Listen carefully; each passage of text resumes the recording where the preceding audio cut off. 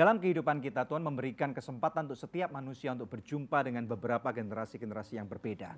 Nah, kita tahu bahwa sepanjang tahun 2000 lebih ke atas, pertumbuhan teknologi sudah terjadi dengan demikian cepat. Dan kita memerlukan cara yang baru, strategi yang baru untuk menjangkau satu generasi, yaitu generasi Z. Hari ini kita akan membahas satu tema yang pasti akan relevan buat anak-anak muda zaman sekarang, yaitu Reaching the Z Generation. Ya. Anda menyaksikan Good News Program bersama dengan saya, Daniel Hendrata, bersama dengan istri saya, Debbie Katarina. Senang sekali bisa berjumpa kembali dengan pemirsa setia dari Good News Program. Ya, jangan lupa bahwa Good News Program dapat pula Anda saksikan melalui website kami yang ada di www.anugrah.net. Di mana, Deb? Di www.anugrah.net. Dan bila ada di antara pemirsa yang memerlukan bantuan doa atau konseling, Anda bisa menghubungi kami di nomor-nomor telepon yang tertera di layar kaca pemirsa sekalian. Ya, dalam episode ini akan ada seorang narasumber yang sangat luar biasa dan kita akan berbicara dengan dia, berdiskusi bagaimana caranya untuk menjangkau generasi Z ini, yaitu bernama Christopher Tapiheru. Ya, oleh karena itu tanpa menunda lagi kita akan saksikan satu cuplikan yang satu ini.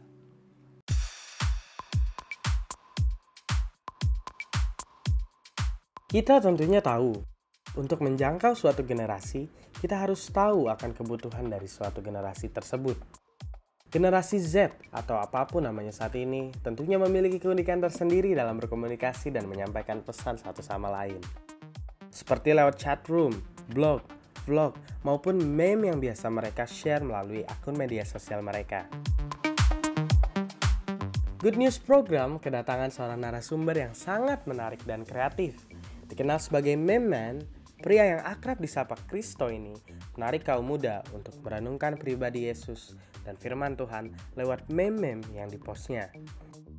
Christopher Tapiheru merupakan ayah dari 2 anak lelaki dan suami dari seorang istri. Bergaya santai dan apa adanya, beliau menjalani kehidupan melayaninya sebagai pastor di salah satu gereja di Jakarta. Tidak sabar dengan perbincangan Christopher Tapiheru? Nantikan sesaat lagi hanya di Good News Program.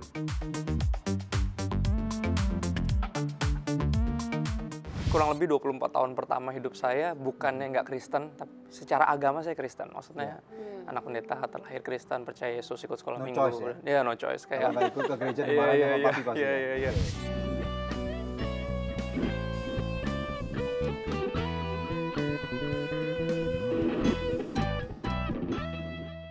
Pemirsa, sejak tahun 2005 kita telah bersama-sama di dalam Good News Program.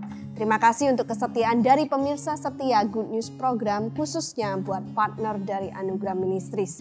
Bila ada di antara pemirsa yang belum menjadi partner Anugerah Ministries, izinkan saya mengetuk hati Anda. Mari sama-sama kita dukung Anugerah Ministries supaya bisa lebih banyak lagi pekerjaan Tuhan yang kita lakukan bersama-sama. Anda bisa menghubungi kami di nomor telepon yang tertera di layar kaca pemirsa atau memberikan taburan di nomor rekening yang tertera. Pemirsa, kami percaya taburan Anda berada di ladang yang subur dan akan membuahkan banyak hasil bagi pekerjaan Tuhan. Tuhan Yesus memberkati.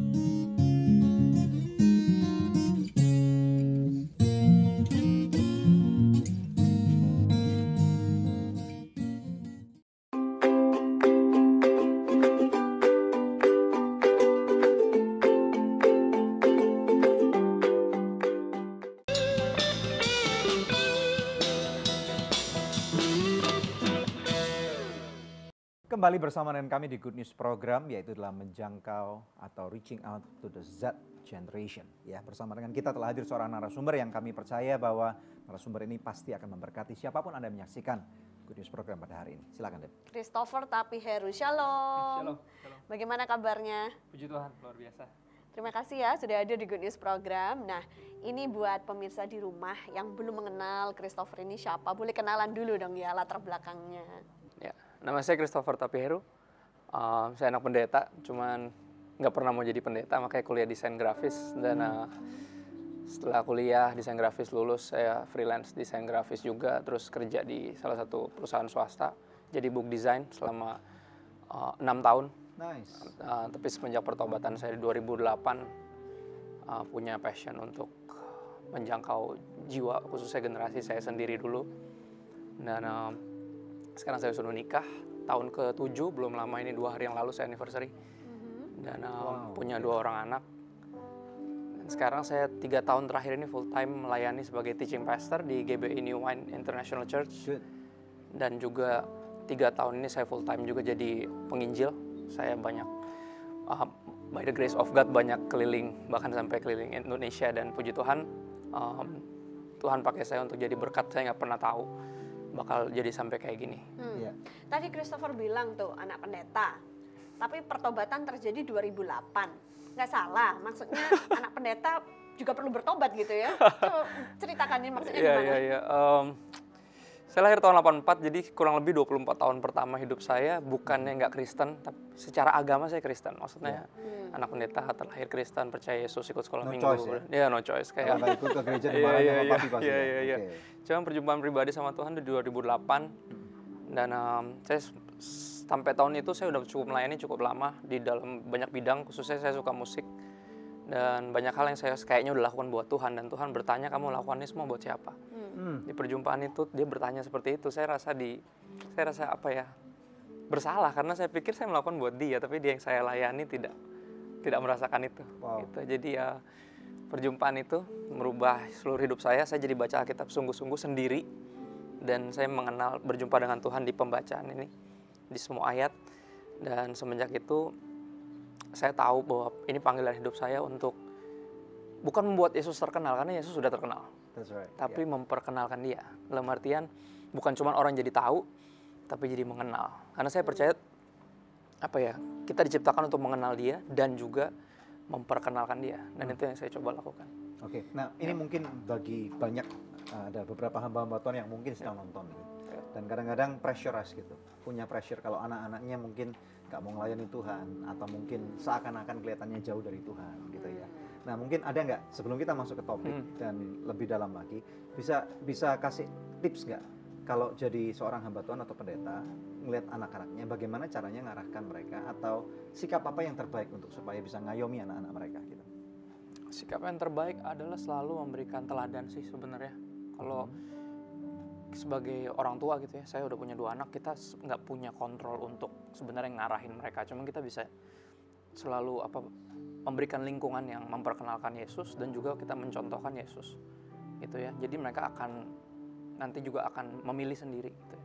Kita hanya bisa mengelilingi mereka dengan semua yang baik yang kita kenal. Jadi kalaupun kita paksa, nanti mereka akan bertumbuh jadi agamawi, dan itu yang saya alami 24 tahun ya. Itu yang terjadi dengan kamu, hanya agamawi saja 24 tahun pertama. Oke. Iya. Good. Nah, kemudian setelah perjumpaan dengan Tuhan Yesus itu, lalu merasa terpanggil untuk melayani generasi anak-anak muda ya. Sekarang jadi youth pastor. Kenapa langsung yang dituju adalah generasi anak-anak muda? Apa yang Christopher lihat?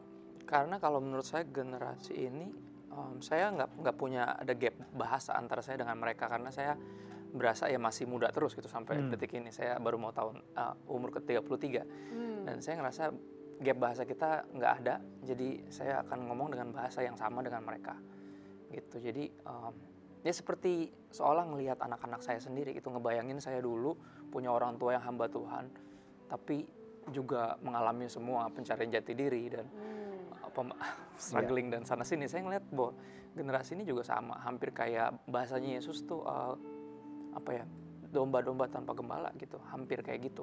Padahal mereka punya orang tua sendiri, punya pendeta juga, tapi merekanya nggak tahu kenapa kayak lebih senang lihat yang pop icons kayak di culture, di budaya gitu ya. Apakah ini ada pergeseran cara pandang dari generasi yang dulu sampai sekarang ini udah generasi yang set ya? Jadi apakah ini yang bakal terakhir gitu? Kayaknya nampaknya ya, kalau emang A sampai Z berarti itu terakhir ya. Kalau bahasa Kristennya tuh generasi penuntas gitu, kayak paling terakhir gitu. Dan saya nggak ngerasa lihat ada perubahan, karena tiap generasi punya tantangannya sendiri. Dan selalu masalahnya yang berubah tuh adalah language, bahasa. Dan kita sekarang hidup di era di mana internet itu ya bahasa kita. Itu yang paling baru cara manusia connect. Itu sih. Nah sebelum kita take a break, mungkin bisa jelaskan singkat, ceritakan tentang keluarga kamu. Keluarga saya yang of course, sekarang ini. Saya menikah dengan Lovelia. Kita pacaran 3 tahun, habis itu menikah. Sekarang udah tahun ke-7, kita punya 2 anak laki-laki, umur hampir 6 dan hampir 5. Namanya Dustin sama Dafar. Puji Tuhan. Nah, kita akan close sekarang ya. Ya pemirsa, jangan kemana-mana pemirsa. Hari ini kita akan belajar bagaimana caranya kita bisa menjangkau generasi yang terakhir, generasi penuntas ini. Ya, tentunya kita tahu dengan era digital yang sekarang ada, anak-anak muda zaman sekarang itu banyak sekali dipengaruhi oleh dunia maya, oleh informasi-informasi yang berterbangan di internet.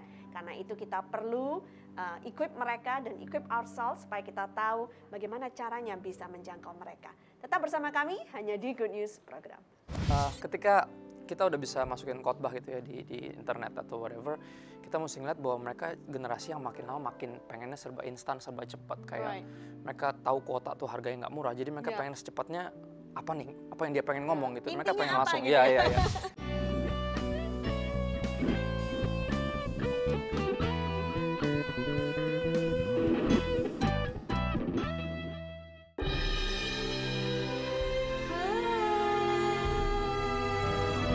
So Good Seafood, lezatnya nggak ada yang nandingin. Dari udang dan ikan pilihan. Feel good, so good. Pasti So Good Spicy Wing. So Good Spicy Wing, enak bingit. Mau dong. Feel good, so good. Sayur apa yang besar? Dinosaurus. Nah, kalau ayam yang besar, ayam semesta. Kalau yang besar dan bikin seru, Sones Jumbo. Baru sosis So Nice Jumbo. Jumbo sosisnya, jumbo serunya, jumbo puasnya. Gimana? Seru? Apalagi kalau pakai sosis Sones Jumbo. So Nice Jumbo, jumbo puasnya.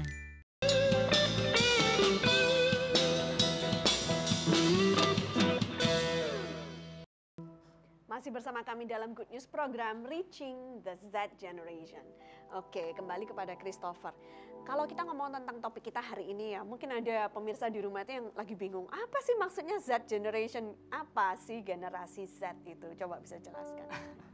Sejujurnya kalau setiap generasi itu punya istilahnya sendiri. Saya sejujurnya kalau ditanya apa arti Z Generation, secara literal saya nggak tahu gitu ya. Kita bisa googling, nyari di sana dan nggak tahu kenapa setiap orang tuh suka kasih nama-nama tiap generasi gitu. Saya pikir kalau Z Generation itu hampir bisa dibilang generasi paling ujung. Ya saya besar lahir di X Generation dan itu istilah generasi di mana internet mulai. Tahun berapa kamu lahirnya? Saya 1984. Cuman saya besar di era internet tuh baru mulai 96 berarti. Internet itu kan 96 baru ke atas dan saya yakin namanya X terus Y terus Z bisa dibilang generasi di mana internetnya udah speednya udah Cepat sampai level sekali, yang ya. benar-benar tertinggi dan kita hidup di era sebenarnya paling enak untuk menjangkau orang semua cuman sebatas jauh jempol kita doang. Jadi kita bisa penginjilan Senam jempol. ya dipermudah untuk sebenarnya untuk itu. Gitu sih saya ngeliat generasi ini sebagai generasi di mana highly connected by internet. Nah, apa Sangat namanya koneksi, ya. antara X, Y, dan Z? Ada milenium juga tuh. Bedanya Oh, iya, apa sih istilah itu. menurut kamu dari generasi yang sekarang ini dan generasi yang Dulu-dulu, sebelumnya iya. gitu? Informasi jadi lebih cepat. Dan Karena orang udah nggak baca Mostly koran lagi. itu. ya Mostly orang dan hampir nggak kita hampir semuanya digital. Cara Iya. belanja juga berbeda. Ya, semuanya hampir Iya. bahkan beberapa kayak toko-toko udah mulai disewakan Iya, dan tutup betul. karena Tadi pagi semuanya saya baca Semuanya artikel, online. semuanya ada ya. satu tempat di Jakarta namanya Glodok itu, Ya, wow. wah itu tempat elektronik. Zaman dulu orang itu berjublan ke Ya, sana, ya, tapi ya. sekarang kosong. kosong. Kadang-kadang omset cuma 300.000 sehari, karena mungkin mereka udah tergerus Larinya. dengan zaman gitu ya. Yap, yap. So kembali ke generasi yang sekarang ini, bagaimana cara efektif, yang Ya. paling efektif untuk menjangkau mereka? Ya bisa dibilang kita harus connected, harus internet, harus online. Oke. Ya salah satu yang saya ingat dari quote dari Bill Gates, dia bilang if your business aren't online, it soon will be out of line. Dia bilang kalau bisnismu nggak online, ya kalau bisnismu nggak online, secepatnya Sebentar lagi akan pasti akan out tutup offline, gitu. akan tutup. Gulung Dan- tikar. Iya hampir bisa dibilang gitu dan Ya. penjangkauan generasi ini ya harus mau nggak mau kita harus online. Semua kita Apakah segaptek-gapteknya. ya. berarti Gaptek-gapteknya. iya, apakah berarti gereja atau kita nih orang percaya harus ngikutin arus dunia? Kan itu arus dunia tuh. Kalau misalnya om-om zaman dulu Iya, berkata, nah istilah arus dunia yang saya agak kurang suka karena buat saya ini bahasanya, ini emang ya tiap generasi punya bahasa sendiri. Dan ini hampir bisa dibilang internet tuh kayak bahasa lah, hampir bisa dibilang. Belum tentu juga harus dunia yang menciptakan internet. Kalau anak Tuhan kita juga nggak tahu kan. Saya ngeliat internet sebagai anugerah sih sebenarnya dari Tuhan lewat anak-anaknya yang cukup pintar untuk bikin ini. Internet kayak digital sea, saya bilangnya kayak lautan, tapi kita nggak boleh tenggelam di dalamnya. Kita nggak boleh cuman belajar berenang biar nggak tenggelam. Kita harus belajar mengarungi ombak, makanya istilah surfing istilah itu, surfing the internet. Menurut saya ombak itu bukan mesti dilawan tapi mesti ditunggangi dan mesti dimanfaatkan kemanapun kita pergi. Memang kalau kita lihat bicara tentang internet ya, ada begitu banyak pengaruh-pengaruh buruknya, tapi pengaruh-pengaruh positifnya juga banyak gitu kan. Jadi bagaimana pintar-pintarnya kita untuk menggunakan dan memakainya. Dalam hal ini, selama ini apa saja yang sudah dilakukan oleh Christopher untuk mengarungi tadi ini, digital sea? Ya, ketika kita udah bisa masukin khotbah gitu ya di internet atau whatever, kita mesti ngeliat bahwa mereka generasi yang makin lama makin pengennya serba instan, serba cepat. Kayak mereka tahu kuota tuh harganya nggak murah, jadi mereka pengen secepatnya apa yang dia pengen ngomong gitu. Mereka pengen langsung, gitu? Iya. Dan saya sampai bikin kesimpulan itu bahwa kita hidup di era dimana meme speaks louder than sermon. Ketika khotbah itu dengernya lama, renunginnya bentar, tapi meme atau quotes yang dalam satu kotak itu mereka bacanya sebentar tapi ngerenunginnya bisa seharian, bisa lama, bisa membuat mereka mempertanyakan imannya sendiri atau hubungan sendiri dengan Tuhan, dan itu buat saya itu powerful dan harus dimanfaatkan. Itu yang saya lakukan sih sebenarnya. Jadi yang dilakukan Christopher banyak-banyak itu bikin-bikin meme gitu? Iya, semacam itu. Apa yang menginspirasi Christopher dalam setiap hari mempersiapkan pemikiran-pemikiran atau kata-kata yang menohok? Saya nggak mau terdengar terlalu, saya nggak mau terdengar terlalu rohani, tapi ini kenyataannya. I believe it's the Holy Spirit. Saya percaya itu Roh Kudus, dan bagian saya selalu hanya hidup dalam Firman, sehingga ketika dia mengingatkan sesuatu, saya mikirin itu terus dan mulai merancang kata-kata di kepala saya dan langsung masukin. Sesederhana itu sih sebenarnya. Dan respon mereka gimana selama ini melihat? Puji Tuhan karena ini bukan cuman ayat yang saya kutip, saya taruh di sana, tapi sebuah perenungan pribadi. Karena ini dari hati saya percaya sesuatu yang dari hati itu pasti nyampe ke hati. Betul. Kalau kita tulus, orang bisa relate. Platform sosial media apa yang banyak digunakan oleh saya? Sekarang pakai Instagram, tapi selalu connected ke Facebook. YouTube juga saya pakai juga buat beberapa khotbah saya ada di YouTube. Dan saya dulu sempat bikin renungan kayak harian. Pendalaman Alkitab juga via YouTube kayak vlog gitu, tapi versi Bible vlog. Respon mereka? Puji Tuhan, seru banget. Dan saya kadang bikin Instagram live komsel saya suka saya siarin di bisa kayak 1.200 yang Instagram Christopher adalah @Christopher_Tapiheru. 32.500 follower. So that's a lot. Itu jemaat kamu berarti?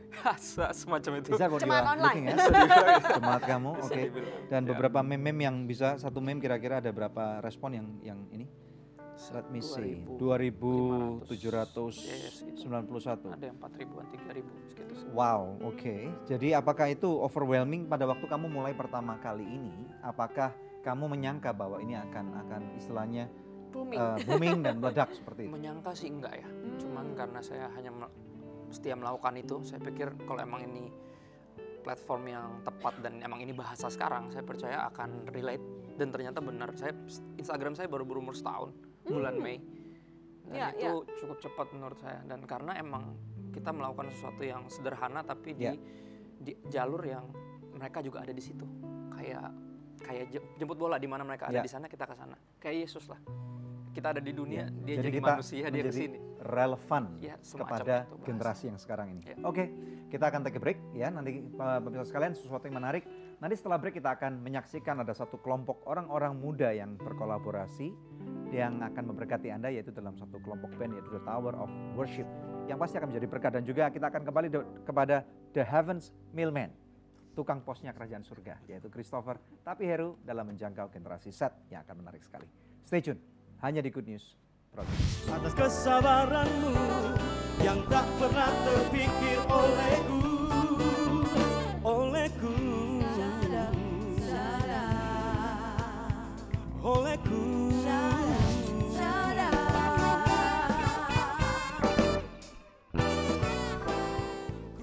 Pemirsa, sejak tahun 2005 kita telah bersama-sama di dalam Good News Program.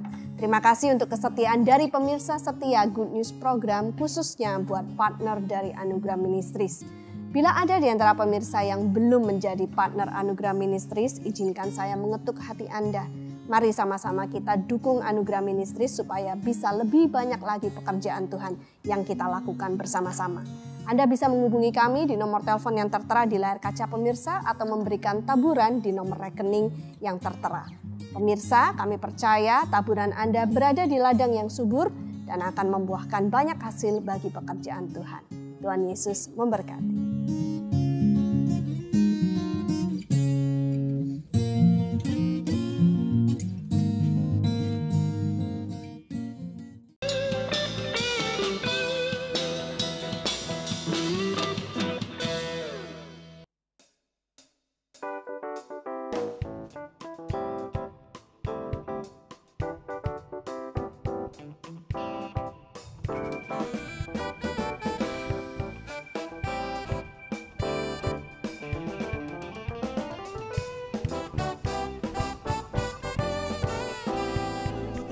Kepadamu karena kasih yang kau tunjukkan padaku, ku coba untuk hindarimu dan telah ku temukan yang lebih baik bagiku.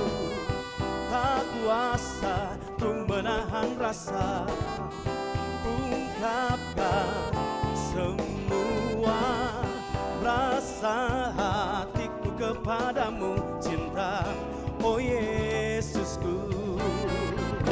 Kerinduanku ada di dekatmu setiap waktu, menikmati indahmu, mengagumimu atas kesabaranmu yang tak pernah terpikir olehku.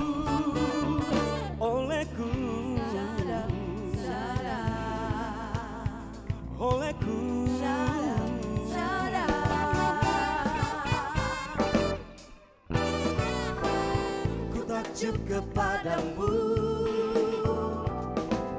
karena kasih yang kau tunjukkan padaku, ku coba untuk hindarimu dan telah ku temukan yang lebih baik bagiku. Tak kuasa ku menahan rasa, ungkapkan semua rasa hatiku kepadamu, cinta, oh Yesusku. Kerinduanku ada di dekatmu setiap waktu, mengagumimu atas kesabaranmu yang tak pernah terpikir olehku.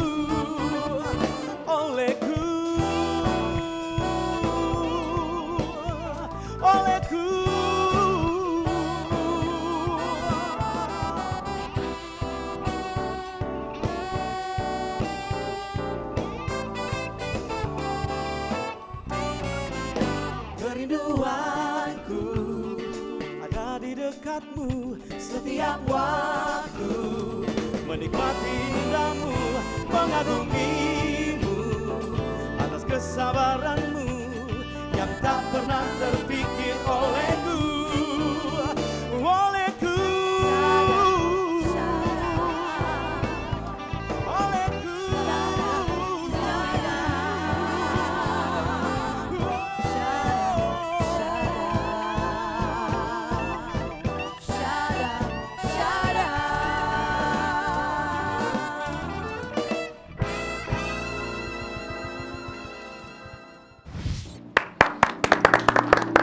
Luar biasa, Tower of Worship. Silakan juru bicaranya siapa nih hari ini? Bapak Hari. Wow, ini maestro kita. Nama Tuhan. Ya, silakan. Shalom, Pak Ari. Ya, bisa diperkenalkan ini grupnya Tower of Worship ini siapa saja anggotanya? Boleh. Tower of Worship ini terdiri dari LD, Ria, Gladys, Eugene yang nyanyi, yang band ada Peter, second keyboardnya, ada Steffi, ada Michael, saxophone, bassnya Ipeng, drummernya Nicole. Ya, luar biasa. Boleh cerita nggak ini, kalau saya banyak pelayanan di gereja-gereja, Om Hari selalu banyak di gereja-gereja yang beraneka ragam. Dan hari ini saya lihat ada di kalangan anak-anak muda yang penuh dengan potensi yang luar biasa. Bisa cerita nggak bagaimana Tower of Worship ini bisa terbentuk dengan luar biasa seperti ini? Yes, sebenarnya yang satu gereja saya bassis sama drummer sama saxophone itu kami dari GPI Olive, kan pernah khotbah di sana. Betul. Ya, Ria juga di sana, Eugene pegang sound di sana. Dan band ini jadi gara-gara itu Java Jazz kemarin, Pak. Oh, oke. Kemudian kebetulan saya yang ditunjuk buat gospelnya Java Jazz. Wow. Di Borobudur ya, terkumpullah makhluk-makhluk ini. Rombongan sirkus ini ya dikumpulin Tuhan yang mempersatukan kami untuk mulai dengan ibadah gospel di Java Jazz. Oke, wow. Dari situ ya kenapa nggak diterusin? Ada yang ngundang, yang nanggep kita kemarin di Pontianak. Kami ulang tahun gereja Sungai Yordan di sana. Kami pelayanan di sana 4 hari. Terus ada kami bikin 2 lagu. Buat ya taruh-taruh di sosmed gitu. Kira-kira ada yang suka lagunya bisa dinikmatin. Lagu yang bikin lagu dia nih gara-garanya nih, Pak. Steve. Iya. Dia tanya kapan rekaman ini, Ben? Aku bilang emang ada lagu? Ada. Langsung ada lagunya dia 2 yang kita garap. Yang nyanyi kami semua yang memainkannya. Wow, mantap. Jadi tadi yang dinyanyikan salah satu lagu. Salah satu karangan lagu, Steve. iya. Judulnya apa tadi? Kerinduan, Pak. Kerinduan. Jadi rindunya kami itu Rapture di kloter yang pertama. Wow, jangan sampai ketinggalan ya. Iya. Kalau nggak bisa on off gitu imannya kalau nggak ke situ. Nah, coba saya mau tanya nih, di antara perkembangan zaman yang demikian cepat sekarang nih ya. Nah, musik itu kan istilahnya dinamis sekali. Nah, istilahnya kalau Pak Hari atau Om Hari ini sebagai seseorang yang sudah senior, fungsinya sekarang apa nih untuk berjumpa dengan anak-anak yang atau teman-teman yang jauh masih muda di antara mereka semua ini dibandingkan dengan pengalaman Om Hari, apa yang dilihat? Kita take and give. Saya banyak belajar dari mereka dan mereka juga belajar dari saya. Jam terbang otomatis dari saya. Nah, jam terbangnya aja mereka belajar, tapi musiknya mereka udah beyond, udah kelewatan saya. Bisa dibandingkan nggak dengan kalau pemusik-pemusik Indonesia di tahun 70-an dan 80-an dibandingkan dengan 2017 gimana? Wah, zaman saya baru bertobat itu 80-an, Pak. Itu yang main musik di gereja yang sudah nggak kepake di sekuler, Pak. Oh gitu. Jadi dia nggak laku di sekuler, mainlah di gereja. Bayangkan itu musik gereja waktu itu. Jadi amburadul. Hancur lebur. Nah sekarang the first class musician yang Tuhan pakai. Saudara boleh lihat di semua gereja, musisi gereja tuh lebih bagus dari musisi yang ada di luar. Apakah ini berupa suatu fenomena atau apa? Ini fenomena karena zaman pemulihan Pondok Daud itu, Pak. Jadi Tuhan lagi yang dikasih talenta sini kamu balik lagi berikan talenta itu, karena satu hal yang nggak bisa dilakukan Tuhan adalah menyembah dirinya sendiri. Dan kitalah penyembah yang benar. Amin. Ya. Harapannya ke depan apa untuk Tower of Worship? Ya jadi berkat aja, kami pengen berkarya, pengen punya satu album, tapi ya pengen apa yang ada di hati kita itu yang kami tuangkan.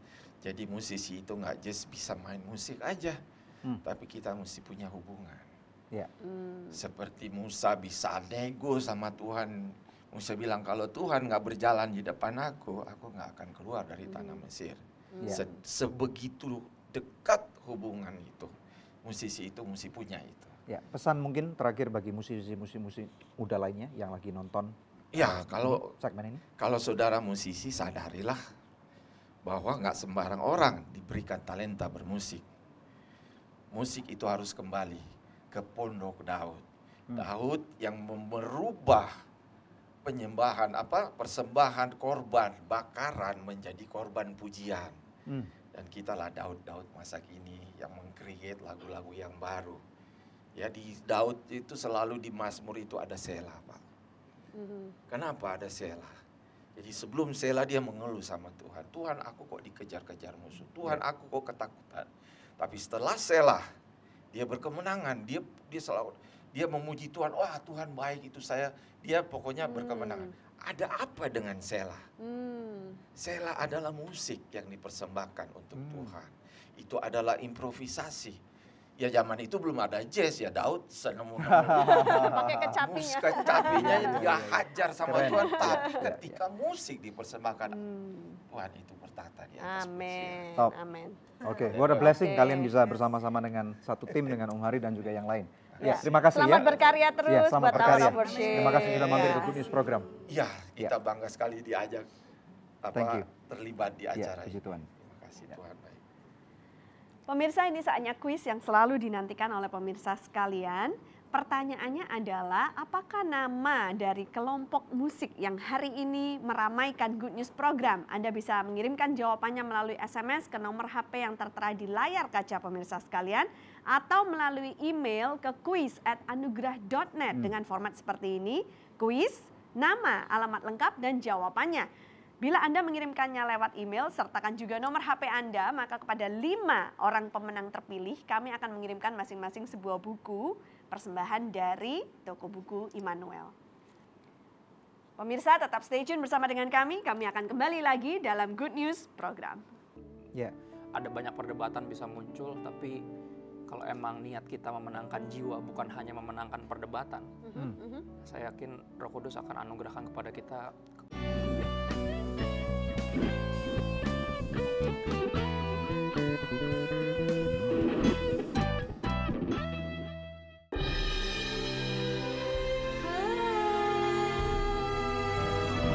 So Good Seafood, lezatnya nggak ada yang nandingin. Dari udang dan ikan pilihan.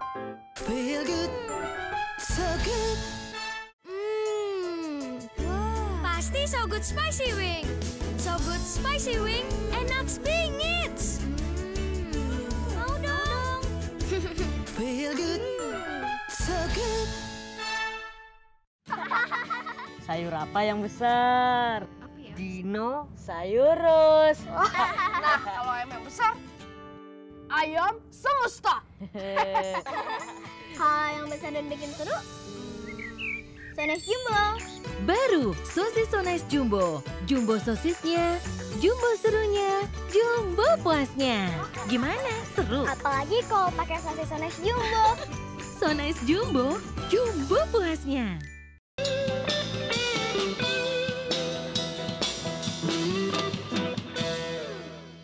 Reaching the Z generation. Oke, kembali kepada Christopher.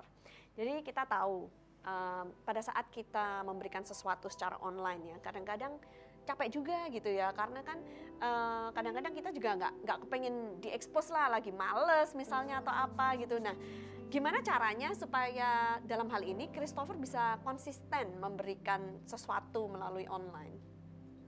Karena tadi seperti saya bilang, ini spirit led, artinya dipimpin oleh Roh Kudus. Saya nggak selalu berhutang untuk posting. Saya nggak ngerasa itu, saya ngerasa ini sesuatu yang emang saya bukan harus lakukan, tapi ingin lakukan. Jadi ketika Roh Kudus lagi nggak dorong saya untuk posting apapun, walaupun di kepala saya ada sesuatu, saya cenderung untuk nggak posting itu dulu. Ya, karena ini tentang dia, bukan tentang saya, bukan tentang apa yang harus saya posting. Atau banyak orang nanyain, Kak, hari ini mana memenya? Buat saya, siapa yang bilang ini daily? Maksudnya ini benar-benar spirit led, terserah dia. Itu ya, untuk konsistensi, saya percaya karena emang kalau kita punya hubungan sama Tuhan yang nyata gitu ya, kita akan selalu, ini hampir kayak ucapan syukur tapi pakai bahasa sekarang gitu. Buat saya itu doang sih. Nah, memang ini suatu kenyataan bahwa sekarang ini internet ini sudah powerful banget gitu ya, social media. Dalam pemilihan presiden aja di negara manapun juga, terutama juga kita sempat lihat di Indonesia, social media ini berperan banget gitu, karena orang-orang yang istilahnya baru muncul, the new voters ini, mereka juga ikut mendefinisikan siapa the next president gitu ya. Dan juga bukan cuma kekristenan tapi juga kepercayaan yang lain. Ini gimana nyambut perangnya ini menjadi satu argumentasi nih? Argumentasi, sekali lagi emang kalau in spirit led artinya Yesus bilang dia akan meninggikan aku, kata Yesus. Jadi intinya kita akan selalu posting memperkenalkan Kristus. Karena dia udah terkenal tapi nggak semuanya mengenal. Kita membagikan pengenalan pribadi kita akan dia, dan itu sangat powerful sekali kita taruh di internet. Ada banyak perdebatan bisa muncul, tapi kalau emang niat kita memenangkan jiwa, bukan hanya memenangkan perdebatan, saya yakin Roh Kudus akan anugerahkan kepada kita hikmat yang dari sorga, dan itu penting banget untuk nggak kepancing, karena banyak yang nggak sedikit yang bertanya karena memancing debat, tapi ada beberapa yang sungguh-sungguh ingin tahu, ingin mengenal, dan kita mesti dengan berani bilang, aku pernah bilang ini di postingan, aku bilang kalau mau tahu aku punya waktu untuk jawab, tapi kalau cuma mau debat aku nggak punya waktu. Aku bilang, jadi kamu menghindari perdebatan? Iya, aku selalu bilang itu. Boleh tahu kenapa? Setiap Bisa posting. dijabarkan? Karena apa ya? Saya nggak ngelihat Yesus seringkali berdebat di Alkitab. Ya, saya hampir nggak pernah saya ngeliat dia berdebat. Dia selalu cuma jawab 1-2, kadang melakukan sesuatu, habis itu diam atau langsung pergi, dan itu dia. Tapi bukan aku nggak mau, aku selalu ajak mereka untuk direct message, untuk inbox, untuk ayo kalau perlu ketemuan gitu. Ada jadi yang untuk sampai sudah aku ketemuan beberapa orang, karena aku pikir ini bukan tempat untuk jadi debat kusir di sosial media. Saya ketemu langsung gitu kan, buat saya lebih fair. Kadang takut juga sih, karena takut nih orang kesel atau ntar mau diapa-apain. Saya bilang saya percaya kalau emang ini pekerjaan Tuhan, Tuhan lindungi saya. Berarti ada haters juga ya? Pasti ada. Yesus aja ada haters, apa lagi? Iya. Tapi yang anehnya kenapa haters follow gitu ya? Nah, itu kalau dia. nggak suka ya unfollow aja. Yesus juga punya ahli Taurat dan Farisi yang selalu datang kalau dia khotbah, padahal mereka haters. Nah, ini ada satu meme yang kamu tulis nih. Born this way bukanlah alasan untuk membenarkan diri. Be born again dan terimalah hidup yang kekal. Nah, ini maksudnya bisa jabarkan. Ini larinya sebenarnya lebih ke, hampir bisa dibilang ke isu LGBT yang lagi booming. Oke. Yang paling berat bagi teman-teman yang struggling dengan same sex attraction adalah mereka berpikir mereka born that way. Iya. Saya percaya saya juga born this way. Kita semua born a sinner. Kita semua terlahir sebagai pendosa dengan kecenderungan yang salah dalam diri kita. Ya. Tapi itu bukan alasan untuk membenarkan diri dan terus berada dalam dosa itu. Makanya Yesus bilang kita harus lahir lagi baru bisa ngeliat kerajaan sorga. Dan kita itu termasuk mau yang struggling with same sex attraction kayak, mau yang struggling dengan pride kayak, struggling dengan lust kayak, struggling dengan apa namanya keserakahan kayak, kita semua diundang untuk lahir lagi. Kalau nggak bisa ngeliat kerajaan sorga. Itu postingan khusus buat itu sih. Dan karena beberapa mereka, responnya tadi saya banyak jadi ngobrol sama beberapa mereka dari hati ke hati. Karena ini emang seberat itu, seberat kita struggling dengan kesombongan, seberat itu pula mereka struggling dengan kecenderungan suka sesama jenis itu. Makanya undangan bagi orang Kristen adalah pengikut Kristus untuk menyangkal diri dan memikul salib. Hampir kayak gitu. Ini ada satu meme ini, saya lagi cari nggak ketemu nih. Bicara tentang selangkangan juga nih. Bisa dijabarkan nih. Ini ngomongnya apa nih tentang selangkangan? Oh itu jika isi hatimu firman Tuhan, nggak mungkin isi otakmu selangkangan. Nah, bisa jabarkan. Dan itu apa ya, hampir bisa dibilang beberapa orang berpikir bahwa ini suatu yang umum buat laki-laki setiap berapa detik mikirin seks. Tapi saya percaya kalau kita hidup dalam firman dan firman tinggal dalam kita nggak mungkin mikirin itu terus gitu. Nah, dalam waktu 1 menit bisa jabarkan nggak bagaimana caranya seseorang laki-laki hidup di zaman digital yang nonton buka gini dikit dengan tujuannya apa udah dibombardir. Caranya gimana supaya hatinya penuh dengan firman. Supaya kepalanya nggak penuh dengan selangkangan. Nah, bisa jabarkan. Sederhananya adalah selalu menjaga hati, karena itu tugasnya kan. Maksudnya, dan mata hampir bisa dibilang kayak gerbangnya, Jadi kita bisa langsung flee away from sexual temptation kalau kata Paulus pada Timotius. Jadi selalu kalau udah dibombardir gitu ya kita nggak berhutang untuk lanjutin. Kita bisa ke manapun kita mau. Khususnya kalau kita lagi dipenuhi firman Tuhan, kita akan dipenuhi dengan hatinya Tuhan untuk menjangkau. Saya percaya bahkan saya juga cukup lama terikat pornografi. Dan cara saya keluar adalah sederhana, saya pakai internet. Yang tadinya saya pakai untuk pornografi, saya pakai untuk ngumpulin bahan-bahan untuk memenangkan teman-teman saya yang belum percaya. Wow. Tiba-tiba waktu berlalu, few months saya sampai kayak, terakhir aku lihat porno kapan ya? Udah nggak ingat, karena internetnya saya pakai untuk. Jadi fokusnya nggak lagi ke sana, tapi fokusnya kepada kerajaan surga. Selalu balik ke situ sih, karena saya percaya lust itu passion yang salah arah. Hawa nafsu itu gairah yang salah arah. Tinggal diarahin aja. Ke arah yang Tuhan. Gitu. Kalau hatimu penuh dengan firman, kepalamu nggak penuh dengan selangkangan. Nah, Oke, kita akan take a break dan kita akan kembali dengan The Heavens Millman, ya, menjangkau generasi Z hanya di Good News program. Ada siapa berusaha jadi funky juga terganggu gitu. Ketika dia berusaha lucu, padahal orangnya mungkin kaku. Dalam hati gini, lucu ya nggak lucu gitu. Om, lu udah jadi diri lu sendiri aja deh Om gitu.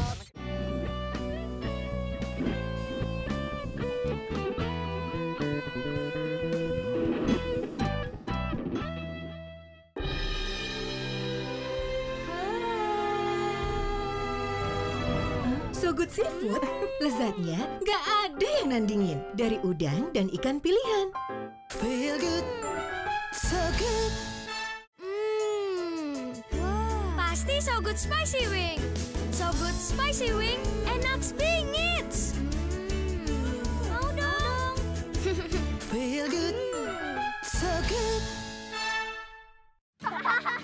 Sayur apa yang besar? Apa ya? Dinosaurus. Nah, kalau ayam yang besar, ayam semesta.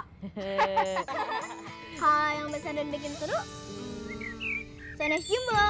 Baru sosis So Nice Jumbo. Jumbo sosisnya, jumbo serunya, jumbo puasnya. Gimana? Seru? Apalagi kalau pakai sosis Sones Jumbo. So Nice Jumbo, jumbo puasnya.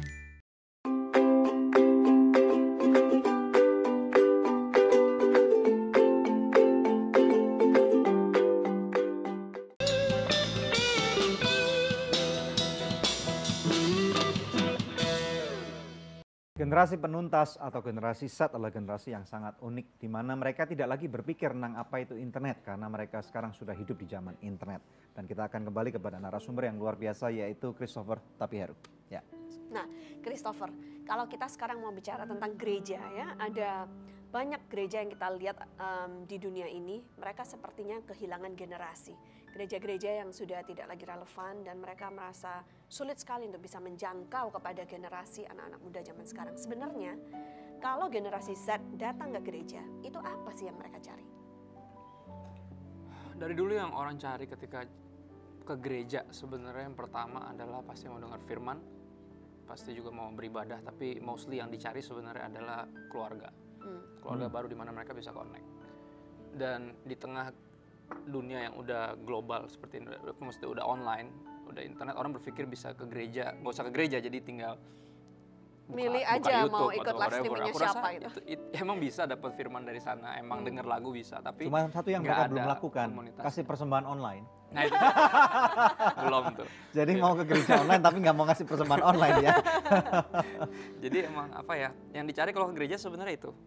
Yang mereka cari benar-benar seperti gereja pada awal, dari dulu kan mereka tentang persekutuan. Iya. Tentang persekutuan orang-orang percaya, dan itu di luar dari semuanya. Sebenarnya yang orang cari ketika gereja itu sebenarnya keluarga baru. Karena beberapa kalau jadi percaya Yesus, mereka udah kehilangan keluarganya bahkan. Mereka mau nyari keluarga baru, dan sebenarnya itu yang mengalami penganiayaan. Iya. Nah, Christopher bisakah memberikan tips-tips atau kiat-kiat gitu ya? Mungkin di antara pemirsa yang menonton juga adalah hamba-hamba Tuhan. Bagaimana caranya bisa selalu relate dan relevan kepada generasi Z ini? Iya, being relevant is all about being real. Saya percaya itu. Ketika kita jadi apa adanya, jadi diri kita akan selalu bisa nyambung sama orang lain. Relevan nggak pernah tentang jadi keren. Karena kalau jadi keren doang yang kita dapat. Tapi bagaimana mungkin seseorang, misalnya seorang hamba Tuhan, sudah berumur 75 tahun. How can you, or bagaimana caranya kamu bisa memberikan tips kepada 75 tahun ini untuk menjadi relevan, untuk menjangkau kepada generasi yang sekarang, yang umurnya 20-an, 30-an gitu. Berbicara tentang bahasa, kalau kita ada gap bahasa, yang pertama harus kita lakukan adalah merendahkan diri untuk belajar. Belajar itu kan selalu merendahkan diri. Sama ketika ada bahasa yang, ini internet itu kan bahasa. Betul. Ya, jadi om 75 tahun mau nggak mau harus belajar bikin Instagram. Wow. Dan mungkin bisa dimulai dari ngobrol sama cucunya. Wow, jadi belajar dari cucunya ya? Papa mau bikin Instagram dong. Ajarin dong gitu. Karena dimulai dari sana, hati anak-anak langsung kayak, oh opa tuh peduli ya sama kita gitu. Mereka tuh ketika kita belajar bahasa, mereka ngerasa kita peduli sama mereka. Dan selalu dimulai dari sana. Kebangunan rohani dimulai dari mana sih? Sesederhana hati bapak-bapak kembali ke anak-anaknya. Wow, that's good. That's very good. Selalu untuk merendahkan diri belajar. Dan itu semua tentang itu sih sebenarnya. Gereja juga harus bukan ngelawan World Wide Web, tapi justru memanfaatkannya. Kita harus mau nggak mau belajar bikin itu. Jadi bukan berarti om-om yang sudah berusia 75 tahun harus pakai bajunya, t-shirtan gitu, bukan ya, jinjinan ketat. Jujur kalau ngeliat yang gitu malah terganggu kan gitu. Anak-anak ketika ngelihat ada siapa berusaha jadi funky juga terganggu gitu. Ketika dia berusaha lucu padahal orangnya mungkin kaku.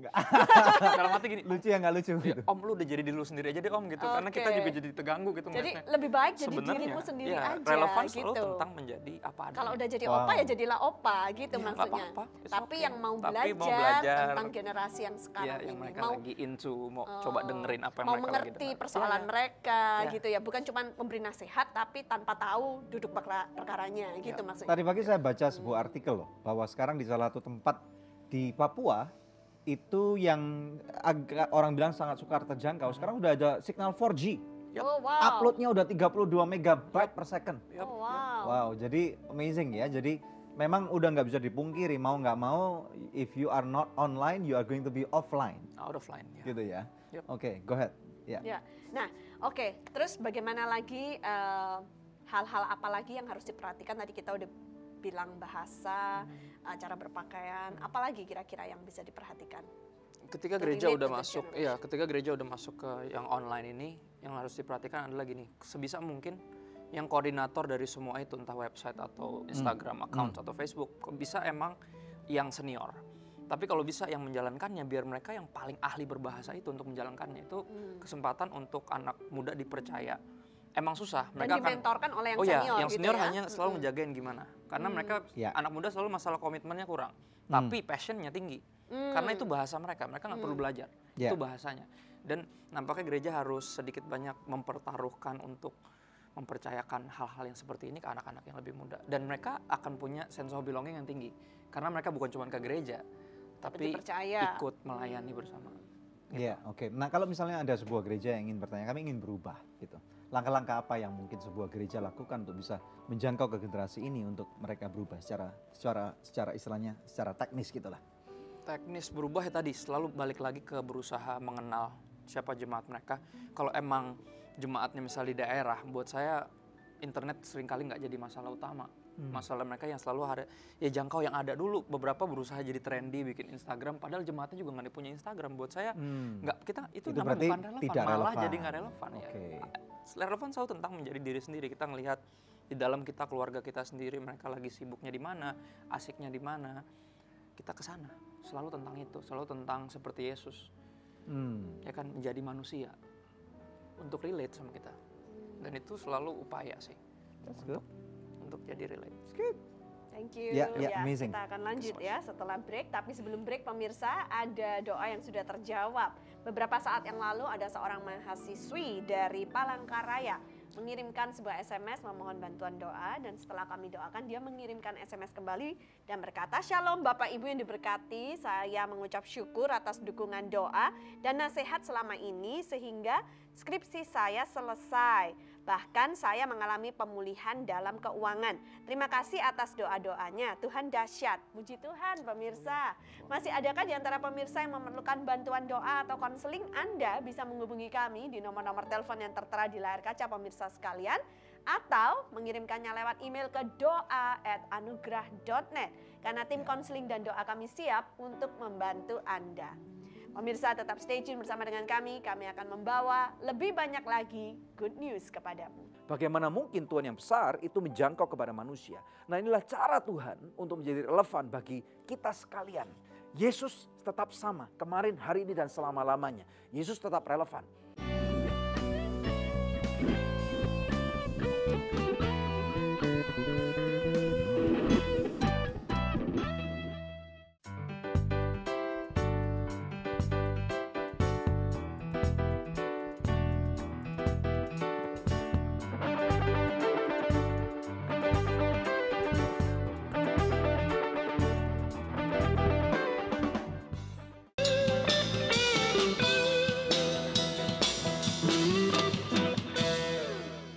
Reaching the Z Generation bersama kami dalam Good News Program. Langsung kepada Christopher. Nah, karena ini kita sudah di penghujung acara, apakah ada kata-kata dorongan dari Christopher yang bisa disampaikan pemirsa di rumah ya, tentang bagaimana bisa menjangkau generasi Z, atau kata-kata dorongan kepada generasi Z, bagaimana mereka bisa bangkit untuk memenangkan generasi mereka sendiri? Silakan.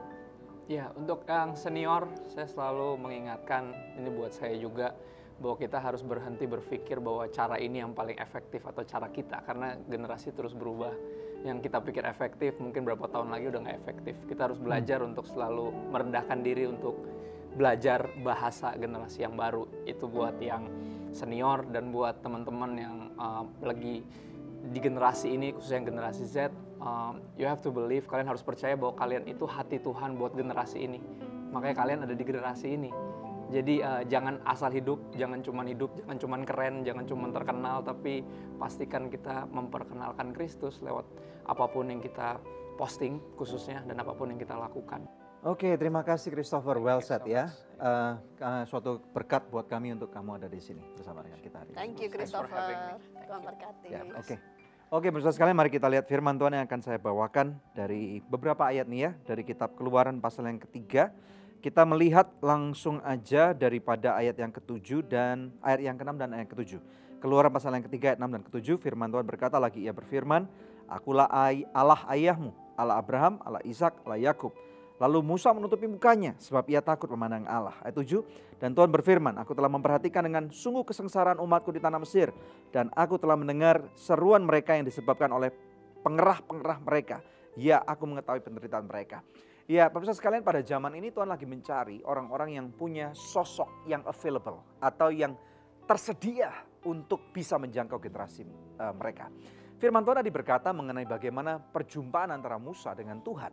Nah, Musa pada waktu itu dia sedang berlari daripada satu kenyataan bahwa dia diketahui membunuh seseorang di Mesir. Kemudian dia berlari dan pada waktu itu Tuhan berjumpa dengan dia di padang gurun, singkat cerita, dan kemudian pada waktu itu Tuhan memperkenalkan diri kepada Musa dengan satu kejadian yang begitu aneh sekali ya. Ada burning bush atau ada semak belukar yang terbakar dan di sana Tuhan berkata, tanah di mana kamu pijak adalah tanah yang kudus. Dan kemudian Tuhan mulai memperkenalkan dirinya karena Musa ragu-ragu, ini siapa gitu ya, ini apa, sesuatu yang luar biasa, magnificent gitu ya, mind blowing.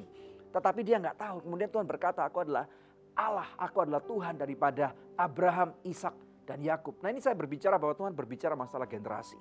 Tuhan kita adalah Tuhan yang hidup, Tuhan kita adalah Tuhan yang dinamis, Tuhan kita adalah Tuhan yang tidak akan pernah berhenti untuk dapat menjadi relevan. Seperti tadi narasumber katakan bahwa bagaimana mungkin Tuhan yang besar itu menjangkau kepada manusia. Nah, inilah cara Tuhan untuk menjadi relevan bagi kita sekalian. Yesus tetap sama kemarin, hari ini, dan selama-lamanya. Yesus tetap relevan. Yesus tetap mempunyai hati yang sama, yaitu dia tidak menginginkan adanya manusia-manusia, saudara dan saya, generasi kita, siapapun, anak-anak kita, orang tua kita, bahkan untuk binasa.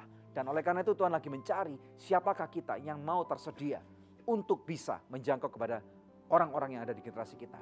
Berbicara masalah internet, kita tahu ada seseorang yang pernah berkata kepada saya, internet itu seperti pisau gitu ya. Pisau itu di tangan seorang koki ya, itu dapat memotong bahan-bahan makanan dengan baik dan kemudian dapat memotong daging ya untuk dipersiapkan sehingga kok itu dapat memasak dengan baik. Tetapi di tangan seorang pembunuh, di tangan seseorang yang salah, pisau ini dapat menjadi sebuah senjata yang mematikan, membunuh seseorang.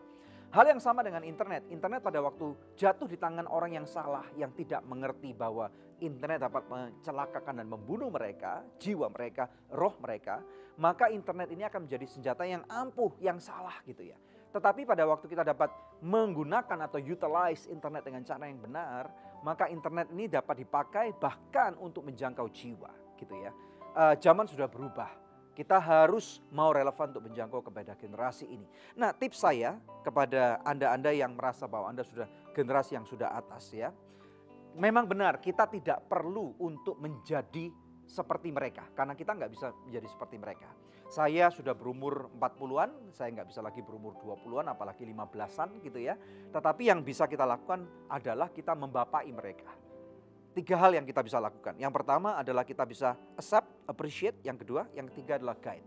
Nah, kalau kita misalnya mau accept, sebagai generasi yang lebih tua, ya mungkin Anda sekarang sudah mempunyai satu posisi tertentu. Anda minimal adalah seorang orang tua gitu ya. Atau Anda pemimpin gereja, atau pemimpin kelompok sel. Atau Anda pemimpin sebuah departemen gereja gitu ya. Yang Anda bisa lakukan adalah terima generasi muda apa adanya. Tanpa menghakimi mereka dulu gitu ya. Pada waktu kita mulai menerima mereka, yang terjadi adalah mereka akan mulai mengerti dan kemudian akan mencoba untuk relate kembali kepada kita. Dan kemudian mereka akan mulai bisa membangun satu koneksi dan kita juga bisa membangun koneksi dan di sana kita akan ketemu di tengah. Yang kedua, mulai appreciate mereka. Ya, kadang-kadang menjadi generasi tua atau menjadi generasi yang lebih tua, saya pun kadang-kadang gagal untuk appreciate misalnya anak saya. saya pun harus mau belajar gitu ya. Untuk appreciate anak saya, untuk appreciate generasi yang lebih muda. Nah pada waktu kita bisa mulai appreciate atau menghargai mereka yang lebih muda, yang terjadi kita akan mulai terbuka untuk menerima ide mereka. Tahu nggak?